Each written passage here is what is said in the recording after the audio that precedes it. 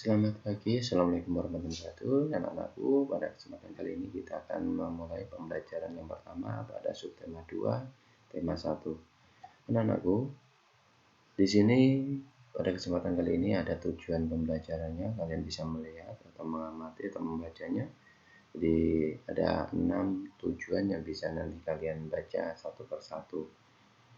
Nah, selanjutnya anak-anakku, perlu kalian ketahui, kalau kalian lihat gambar yang ada di layar, yaitu ada gajah. Nah, gajah putih ya, dianggap suci oleh beberapa negara di Asia Tenggara, seperti Myanmar, Kamboja, dan Thailand. Jadi gajah putih adalah usaha yang sangat mahal ya, menjaga gajah putih itu. Karena apa? Pemiliknya harus menyediakan makanan khusus untuk gajah. Dengan Indonesia itu karena dikaruniai luas wilayah lautan yang lebih besar dibandingkan luas daratan, maka ya, potensi perikanan yang cukup besar yang ada di Indonesia. Salah satunya adalah ikan tuna yang paling banyak dicari oleh negara lain seperti Jepang, Amerika Serikat, dan Uni Eropa. Kemudian burung, di sini ada gambar burung takurdahan ya. Burung takurdahan yang hidupnya di Malaysia. Nah, ini dilindungi oleh negara ya. Kemudian setelah kalian tadi melihat sepintas tentang materi tentang Indonesia dan lain sebagainya, kalian bisa mengelompokkan anak-anakku. Karena kan dilindungi tadi. Jadi Pak, kelompokkan hewan-hewan yang ada di gambar ini ke dalam diagram Venn. Mana yang beranak, mana yang bertelur, mana yang beranak dan bertelur. Kemudian anak-anakku, setiap hewan itu memiliki kemampuan berkembang biak yang bertujuan untuk melestarikan jenisnya. Nah, perkembangbiakan itu ada 3, yaitu ada ovipar, vivipar, dan ovovivipar. Ovipar ya atau ovipar itu hewan yang berkembang biak dengan cara O, bertelur, dok. Kemudian vivipar itu adalah hewan yang berkembang biak dengan cara beranak. Sedangkan ovovivipar itu hewan yang berkembang biak dengan cara bertelur dulu baru beternak. Jadi telurnya disimpan di dalam tubuhnya baru beternak.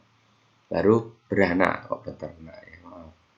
Ya, kemudian secara potensi ekonominya kita berada di negara-negara ASEAN ya, berada di negara ASEAN. Negara anggota ASEAN itu memiliki kawasan yang sangat strategis menjadi jalur perdagangan dunia. Jadi merupakan jembatan antara kawasan Eropa dan Asia Timur.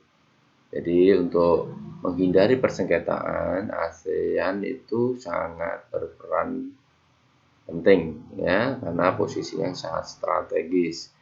Nah, di sini contohnya Brunei Darussalam. Brunei Darussalam negara yang kekuatan sumber dayaannya berupa minyak bumi dan gas alam, negara yang memiliki pendapatan per kapita tertinggi karena gas alamnya.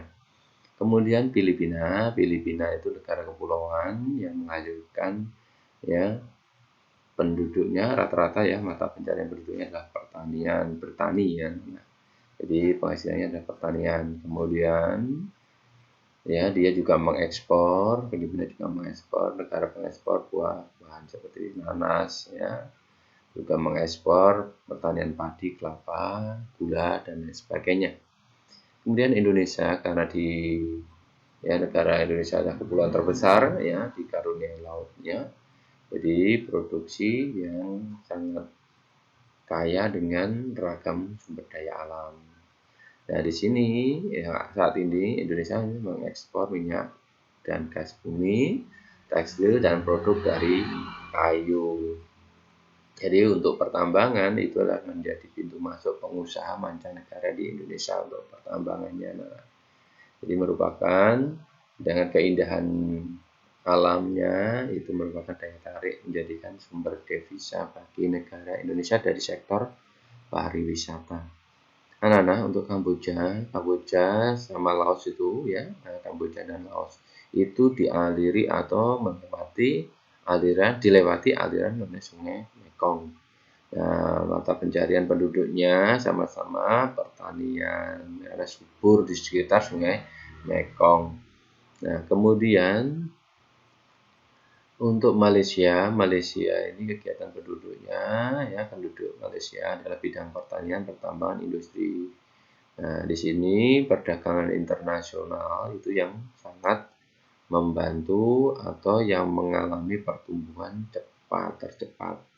Jadi dia juga pengekspor ya peralatan elektronik, minyak, gas bumi ya yang diekspor ke negara lain.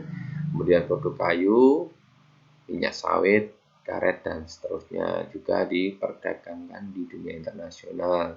Myanmar ini penduduk yang dengan mata pencariannya pertanian, perkebunan dan pertambangan. Nah, dia merupakan hasil utamanya itu pertanian. Myanmar itu padi ya, merupakan hasil utamanya. Ya, penghasil padi terbesar di Asia Tenggara, Myanmar. Kemudian Singapura, negara yang paling maju di kawasan ASEAN. Letaknya karena strategis, merupakan negara transit teramai di Asia. Kemudian Thailand, ini yang dikenal dengan sebagai lumbung padinya di Asia Tenggara. Negara Thailand itu negara lumbung padi. Kemudian mereka merupakan penghasil padi terbesar di negara ini. Jadi penduduk Thailand ya saat ini penghasilan utama Thailand itu pariwisata karena keunikan budayanya di Thailand. Anak-anakku kemudian Vietnam setelah usai perang Vietnam ini sekarang mengedepankan pariwisata dan turis ya. Jadi bidang yang mendukung di situ adalah perhotelan, restoran, dan transportasi yang juga turut berkembang pesat. Anak-anakku, tugas kalian adalah membandingkan kedua negara ya terkait dengan kehidupan ekonominya dalam diagram Venn. Terus anak-anak melalui cerita bebek. Ya, bebek adalah unggas yang hidup di darat tetapi menyukai perairan. Penduduk Indonesia banyak memanfaatkan daging dan telur bebek untuk kebutuhan sehari-hari. Bulu bebek tidak pernah basah meskipun ia berenang dan menyelam. Hal ini karena bulunya memiliki kelenjar minyak. Lapisan minyak berguna untuk membuat suhu tubuh bebek tetap hangat di malam hari. Jadi dari bacaan tadi ya, kalian cari, catat ide pokok yang bisa ditemukan pada paragraf 1 dan paragraf 2. Jadi itu anak-anak yang bisa disampaikan oleh Pak Eko pada kesempatan kali ini di pembelajaran pertama.